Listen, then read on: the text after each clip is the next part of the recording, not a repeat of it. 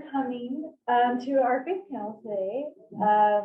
I'm going to have everyone introduce themselves because I want you guys to be able to talk about yourself. And I'm not good with the bio. So we can go ahead and start with Tim. Okay. I'm Tim Rupp. I'm the Executive Director of Law Enforcement Chaplaincy of Idaho and also pastor of Cop Church in Idaho Falls. I'm Dave Schilling. I've just retired as pastor of Crown of Life Lutheran Church in Rigby. Glad to be here. I'm Brian Rose, the Bishop of the Rigby 14th Ward here in Rigby. I've served as a bishop for 5 years. Baptized into my church when I was 8 years old. I was sitting right next to Dan's little sister, and she turned to me and said, "I'm older than you." And I went, "No, you're not." And later on in life, I still remember that moment. So wonderful to be here. I have 6 children and very, very focused on helping children. So this was important for me. I'm Jamie Grover. I am the Welfare and Self-Reliance Manager for the Church of Jesus Christ of Latter-day Saints. So my basic job is to help connect the ecclesiastical leaders like Bishop Rhodes and our stake presidents with the resources that are available both in the church and in the community. And then I also work with the Latter-day Saint Charities portion of the church as well in that area. I'm glad to be here. Okay, and I'm Darren Burrell. I'm the moderator today. So apologies to all of you to have to put up with me, but Brian, my sister's still mean today. Yeah. That hasn't, she's feisty, but yeah. Well, so and my role, actually, I have a few roles, different capacities. My paid job is I oversee the probation department in Fremont and Clark County. Then I serve in some different areas throughout the state. So thank you, first off, to those that are on the panel today. Appreciate you spending your time being here. Appreciate your service to the community that you're involved in, and it's not an 8 to 5 role. Obviously, you know that. And thank you to those that are here in this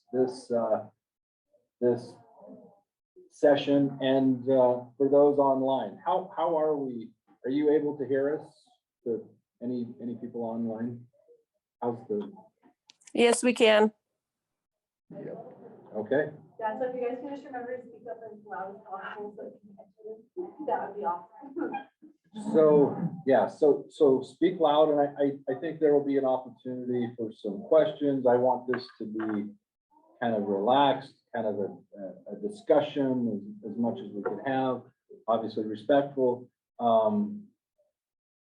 Danae was awesome that she presented or put together some questions beforehand that maybe we can talk about. But before we get into that, I just want to send a major thank you, shout out to Upper Valley Child Advocacy Center, the work they do every day, and just how critical it is.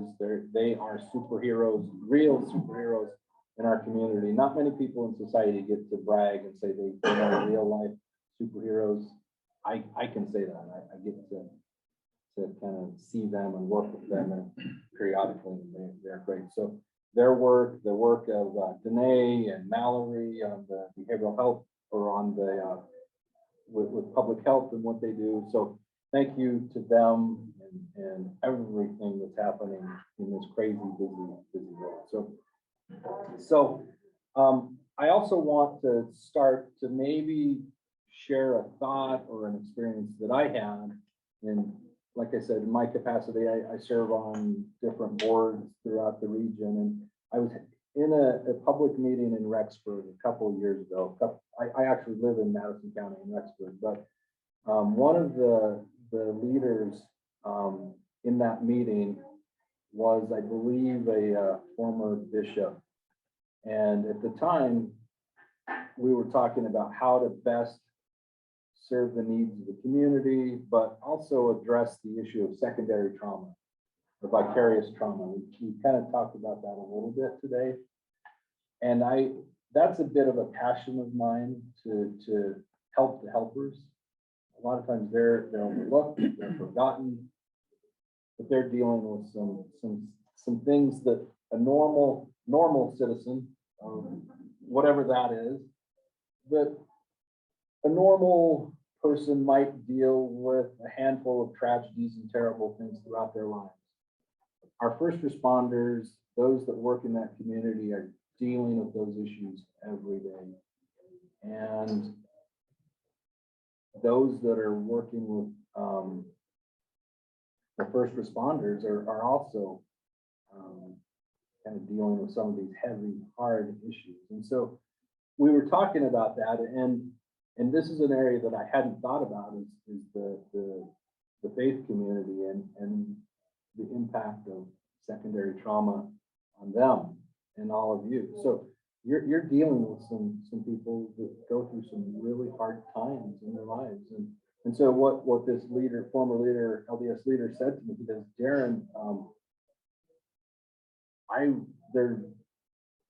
I had to deal with scenarios that I did my best, and our church does we have an opportunity to kind of reach out and get some guidance, but because working through that secondary trauma, I didn't really realize it was an issue. And so that's an important issue to me is what can we do to support other leaders and just be aware sometimes of that topic. So part of this group today, I want you to maybe be thinking about that, how we can support each other and those that are leaders in the faith community, and just be aware of it, identifying it. And if you have any thoughts on that, maybe we can get to it later, but just I just wanted to kind of start out with that, let you know you are important and what you do is important. And yeah, so let's any comments or anything before we just jump into maybe the first question. And I don't know if we just want to go down the line, if that's going to work, or if we take turns, or if someone has a topic when we talk about some of these questions that you just want to step up and talk about it, and we can do that. So what are your thoughts? My thought is you're the moderator. Okay. Do what you want, Darren. All right. I do have a thought, though. I think that's very important, and I think we don't address that very well. Recently, within the Church of Jesus Christ of Latter-day Saints, we've realigned with counseling, where counseling is an effective method for us to talk about issues. Even bishops. So we had 10 bishops within the Rigby stake, which is right here. That's 4,000 people. And a lot of issues have come up, right? And so 10 bishops, I was asked to be the chair of the bishops and just to organize, let's have a council together. So we have a text group and we text each other with questions. That's been very helpful for us. And so on that secondary level of trauma, I've experienced, because I'm a bishop, I react to something that I wouldn't normally react to. And so having somewhere to go to talk to somebody about those feelings, I think it's very important. And I think in any faith, we need to make sure that when we're listening to somebody that has a problem, we need to listen and then we need to help. But we also need to go probably talk to maybe your wife, or talk to your wife maybe is going through trauma, talk to your husband. So I think that's a great point. So. I'd like to add to that when I think about all of the faith leaders. I mean, reach out to the resources here too. I mean, it's not something that you have to carry by yourself. Obviously, being aware and coming to these types of trainings hopefully makes you, get in touch with the other organizations that can help carry that. I mean, obviously, you have a very important and specific job to take care of people's spiritual needs that we can't fill in the same way. But healing is such a multifaceted process with trauma. I hope that you guys recognize too that we're here to support you as well. That it goes both ways. So, one of the things that we end up learning as we mature in the vocation of helping people is is being able to discern when you should be involved and when you should get professional help involved. One of the things is I am not a trained counselor. So for me to have the thought that I could sit down and help some people who would genuinely need some professional counseling is foolishness. But I have to recognize that. And so, and then I can pair that person up with some trained counselors in the community. And we do that. We do that often. But I think that's important for us too, to recognize that we need to do that. And most of us have mentors. I still have a mentor, even though I'm retired. Other pastors that I've worked with for the last 20 years, couple of generations. And so it is important to be able to say, this situation come up, how would you deal with it? You know, kind of a thing. So Brian, that's a good thought. We, one of the things we are intentional about in the chaplaincy is to make sure that we deal with the chaplains. We will call up, we will follow up with our own chaplains. One of our senior chaplains will call up and, hey, how'd that call go? How are you doing? And these chaplains, I remember that the very first call we got as a chaplain ministry, we just graduated our first class. And I got a call about 4 o'clock in the morning from Bonneville County Sheriff Deputy and said, hey, Tim, we just had a major accident with 3 fatalities, all older teenagers. We could use your help. So 2 chaplains, 4 of us made it. Chaplain Krista and I made it, and 2 of our Randy chaplains made it. And one is well into his 50s, and the other, she just turned 50ish or so. So these aren't young people, but that's when they went into that trauma and they saw that for the first time, it was very traumatic for them. But they went through and they did their job. They did a really good job. They followed along, followed the steps and stuff.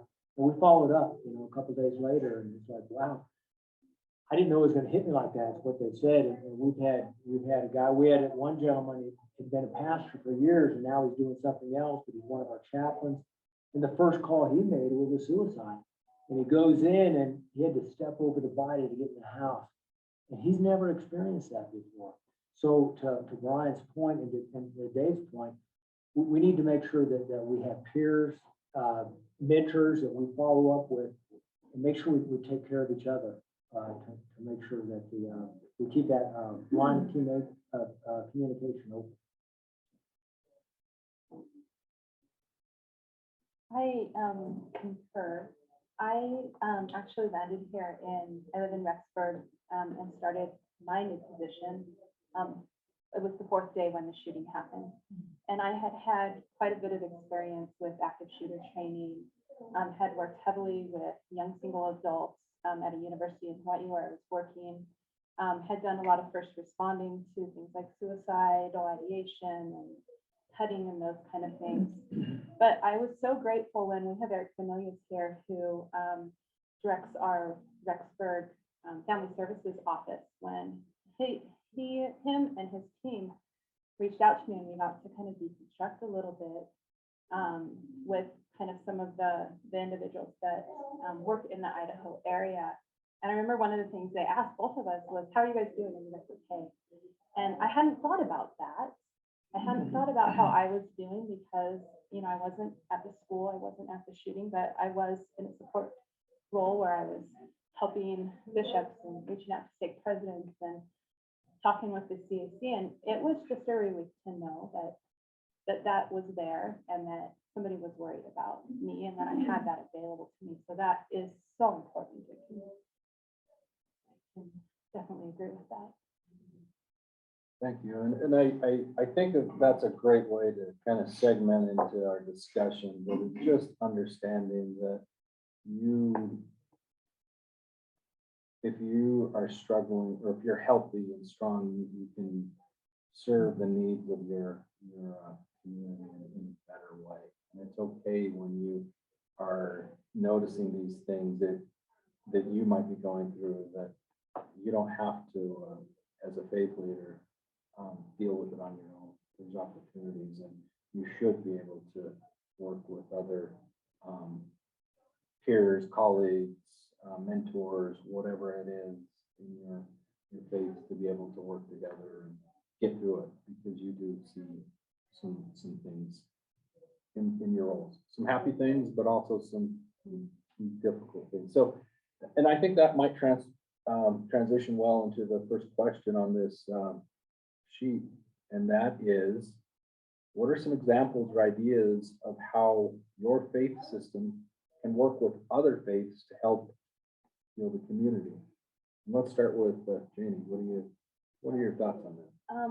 I think for me being new to this community, it's knowing who the people are, knowing the CAC and what they do, knowing Pastor Dave has been great. I've been really involved with some meetings with him, and then also places like the Giving Cupboard that I know that that his sweet wife Naomi is involved in.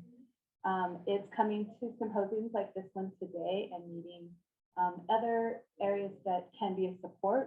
And if we know who each other are, we're not then in a silo by ourselves on an island trying to figure this out by ourselves, having colleagues with family services that then we can shoot a text or an email or a phone call to and say, hey, this is what's happening. What's available? How can I help? What resources are available? So I think just the pure networking and knowing each other and having these kind of discussions is a start. I think that, Janie, that networking is crucial in my mind. The practical nature of people as they worship in faith systems is they tend to stay within those boundaries. If I'm a Lutheran, I tend to stay within Lutheran boundaries. If I'm LDS, I tend to stay within the LDS boundary. And I don't cross that boundary. And then if I'm a non-believer, I don't even have a boundary. And the people that are working within those boundaries then aren't interacting with this vulnerable group outside of faith systems. I worry about that. It's the primary driver of why we stand up the Giving Cupboard to feed people, because they're vulnerable. They need help. And where else will they turn? Where we help families at Christmas time. They're vulnerable. They'll have no Christmas if you don't pitch in and help them. And I just think that's crucial. They need that touch. It's more of a prevention than it is a healing, and I get that. But I still think it's really important. And I think it's important for us to recognize we can fall into that boundary if we're not willing to cross those boundaries to help people who need help. We don't have to worship together on a Sunday morning in order to help people on a Monday through Friday, do we? I don't think so. I just feel so passionate about that. Thank you. I love that. I agree. I think we're all God's children, and we all are here for a purpose. And I know that we are. That's something I know inside, and I've known that my whole life. And I know that every person is important. I think of a time I live over near Caribou Street, and we were going on a hike. We were going to go up to Table Mountain. And we're gonna hike, it's a pretty big hike, and this young man wanted to go. And I don't know whether he was a member of our faith or not, but he wanted to come, so he came along. I remember he had Reebok pumps on when we picked him up. I don't know if you remember those. You pump them up and you perform to the highest level. But we crossed a couple water paths, and as we were going up, he didn't take his shoes off like we asked him to. And he ended up having blisters all the way up, but we got to the top, and I remember I was the one that walked with him the whole way. And as I was trying to get him to go to the top, he was like, I'm done. I'm so done. I'm not going to go anymore. But the youth that had been at the top, they came back down and they said, hey man, you can make it. Let's go. And the youth got that boy up to the top, not me. And I think that's something that I feel that our faiths can help, especially right now within our community to heal, is for youth to come together.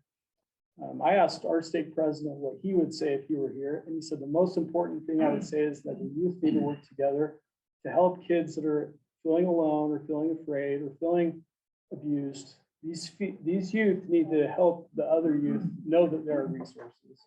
We know there are resources, but do our youth know what the resources are, and are our youth willing to tell the other person how to get up on top of that mountain? Because I think that's where the power is with these youth, is with among the youth. They're powerful and they're amazing kids.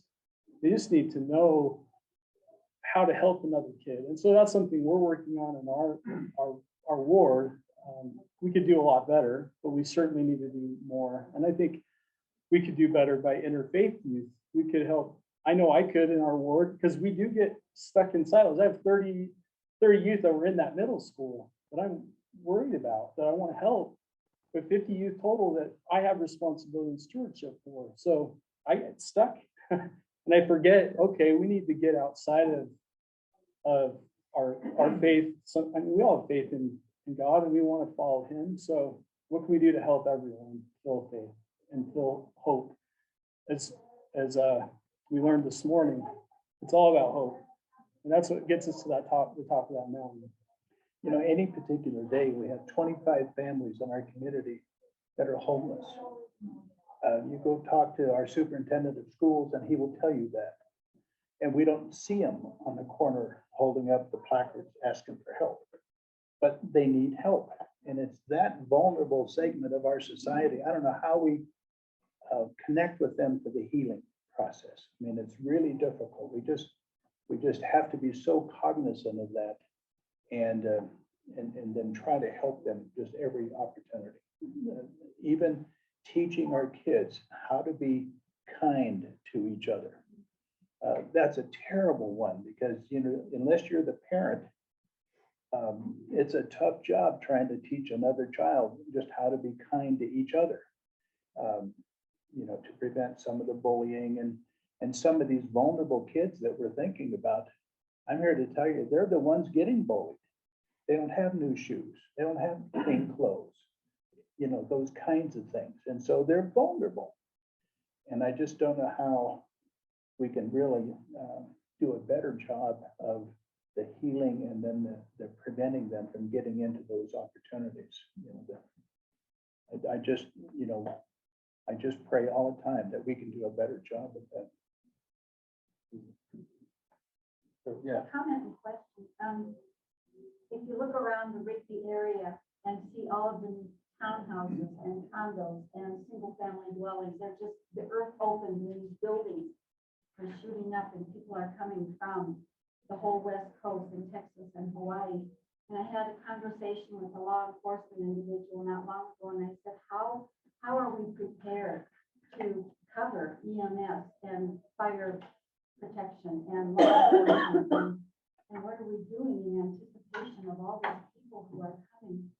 And until today, I had no idea some of the resources for the mental health concerns. But not knowing, not having met the how many thousand more people that are coming into our area, what needs are they bringing in?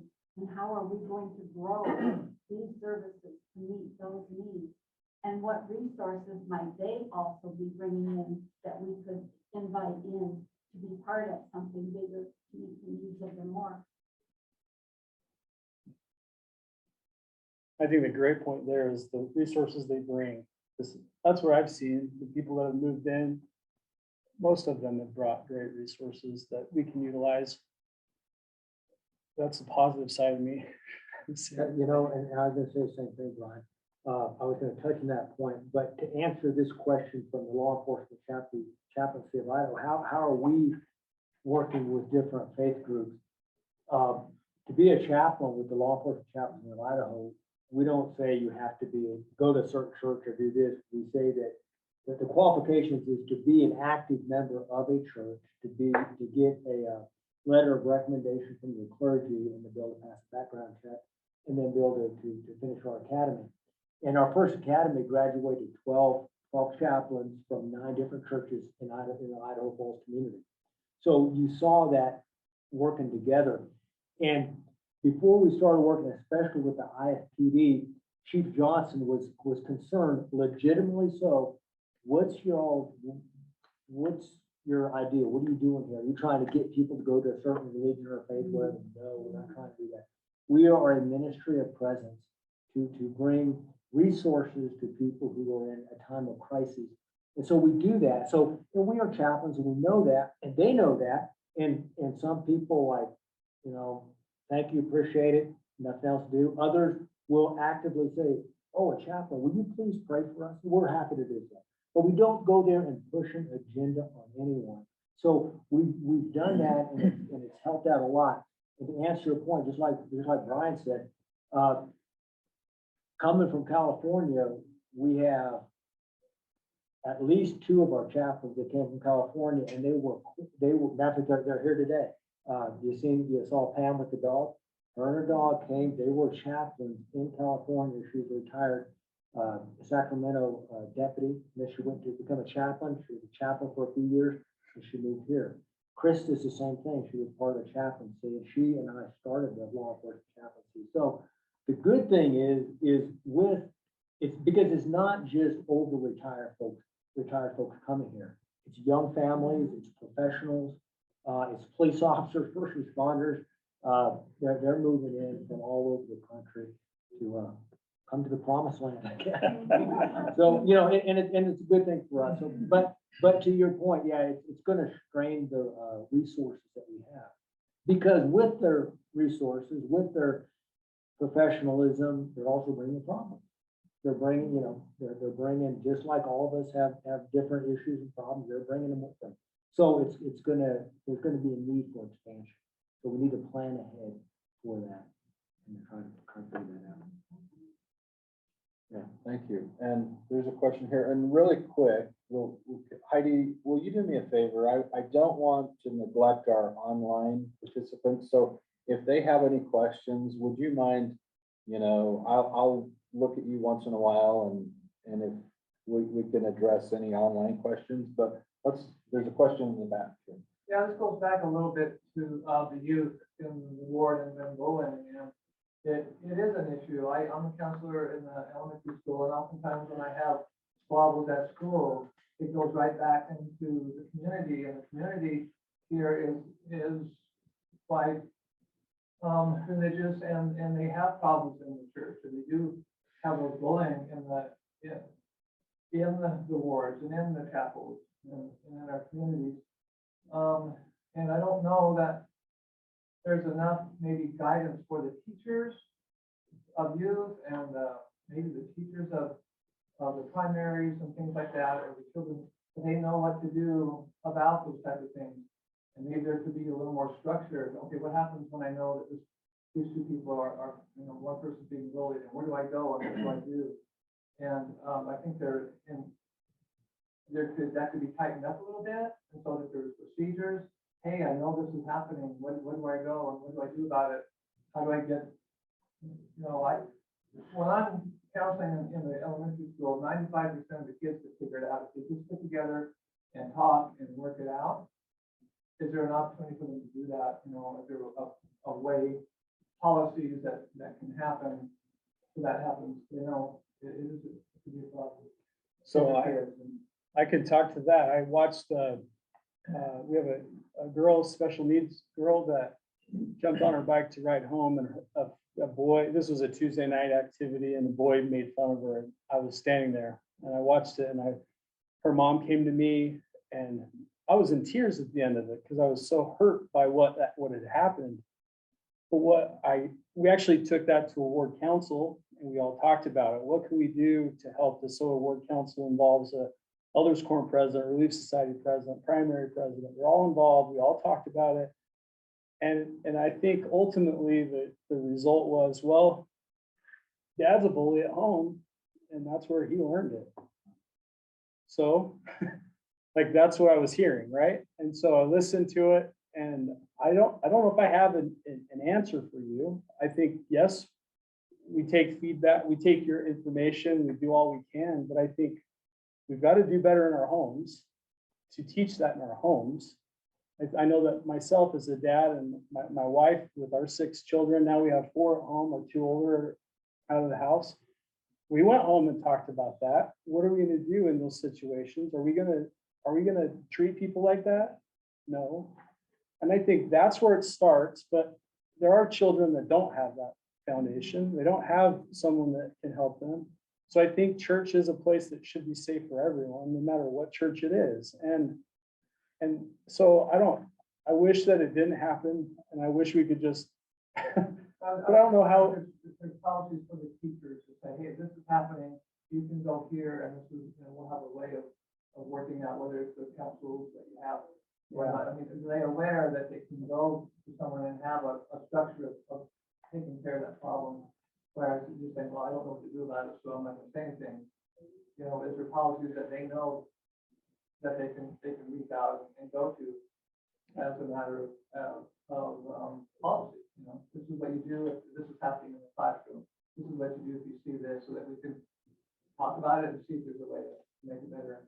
Yeah. I think, let me, I don't, how much time do we have, Heidi? What, We're gonna try and wrap up at 3:20. okay, so I don't wanna, we're not gonna solve this, all of these issues and this, maybe we will. I don't know, we got 20 minutes. I lied. They're just teaching. They wanna wrap up in the next, 5 minutes. Wow. Okay, so, Let's get around to it. so, I will well, double check. we've kind of had a theme a little bit about collaboration. I think we've had some great discussion from the different faith groups here. I want to jump though to question 4. And it is, how can faith leaders support the spiritual aspect of mental health among church members without diving into mental health counseling? What are your thoughts? Well, let me, if you don't mind, I'll try to answer that. Both faith leaders are those, let's say spiritual health professionals, if you will. And mental health professionals, they both need, we're talking about boundaries earlier, we both need to know our boundaries. We are made up, we talked earlier in my class, of body, soul, and spirit. Body, mind, and spirit. And so if somebody had a broken leg, we would not take them to a mental health professional. We'd take them to a physical health professional. If somebody had a spiritual issue, we would take them to a spiritual health professional and a mental health professional. And if somebody had a mental health, so although there's crossover, to your point, earlier, you mentioned that, everything bleeds over and help, and we want to heal the whole person, not just one part of that person. So it's important, like, as I think Dave mentioned it at the beginning, that we have to know our limitations. The words of a famous detective. A man has got to know his limitations. So if I'm counseling somebody and I realize this is much more need a professional counselor for this, then I need to have resources, which we do, which we will refer somebody to, and not be afraid to do that. That's not my profession. I'm in the spiritual health business. That's the profession I'm in. And so I think if we're aware of that ourselves, and we can pass it on. Bishop, you kind of, I just lost my thought, but Bishop Rhodes talked a little bit earlier about how the LDS churches there is some movement within recognizing the need for some mental health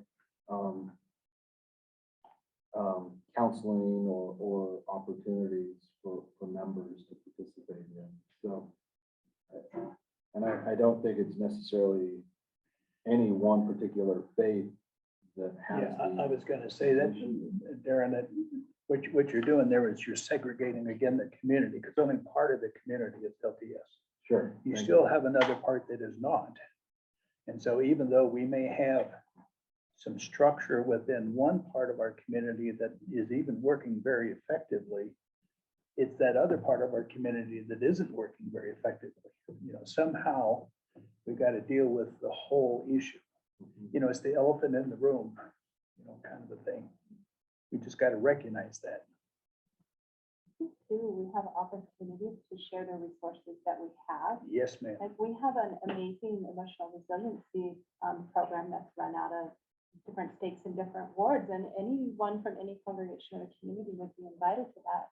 But you may not know that that exists or that we have that resource. So having the ability to share those things. Yeah, the communication again is a key. Many years ago, we sat in some community meetings here. And one lady said in the meeting, well, if we have something occurring in the community, everybody knows it because we put the word out in the ward.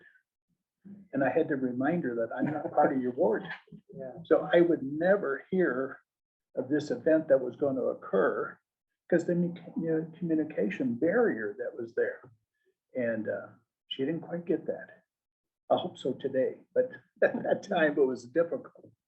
But that communication, Janie, I think could be very important.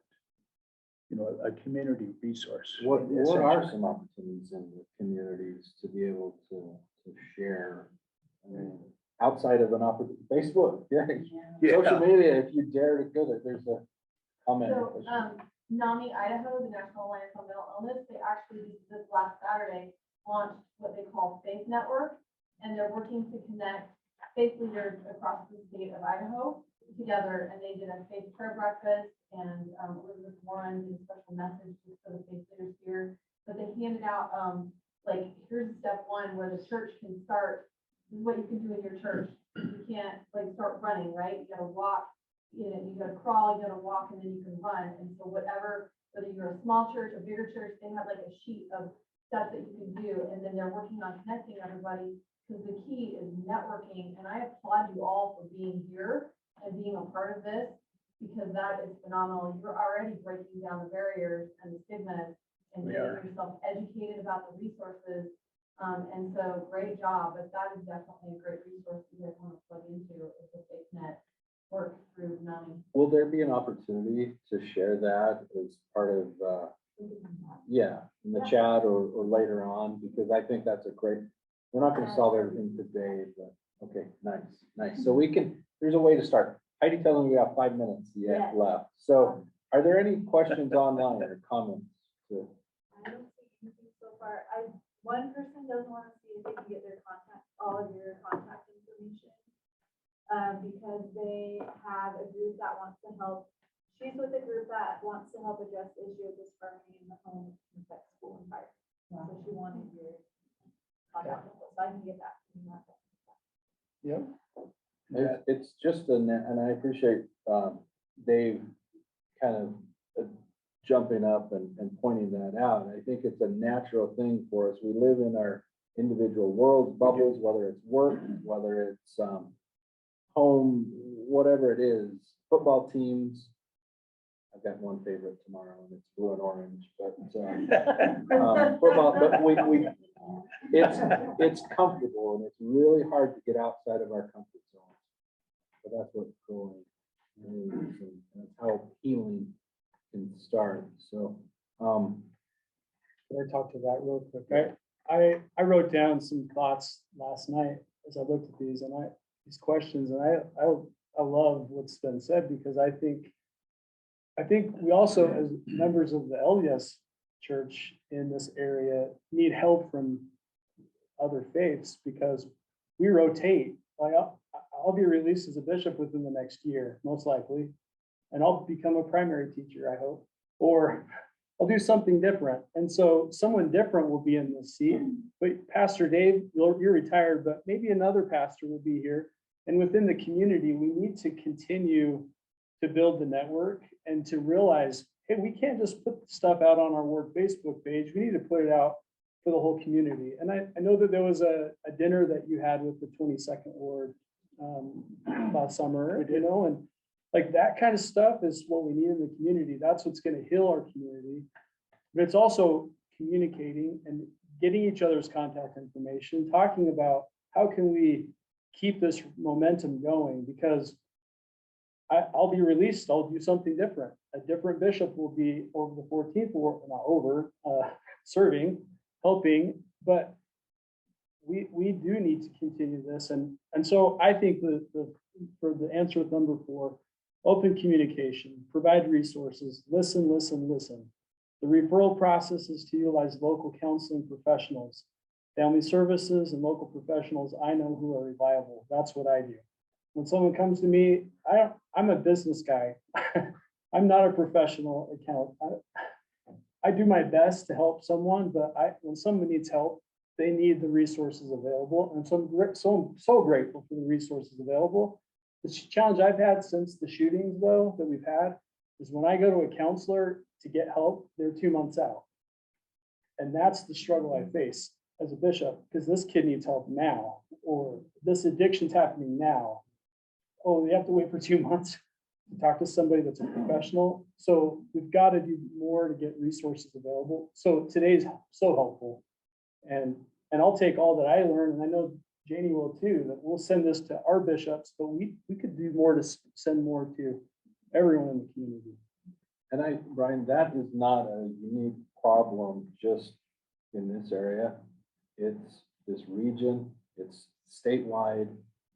It's not right. I don't know what that solution is, other than thank you for bringing it up and reaching out. I think the networking is a starting point.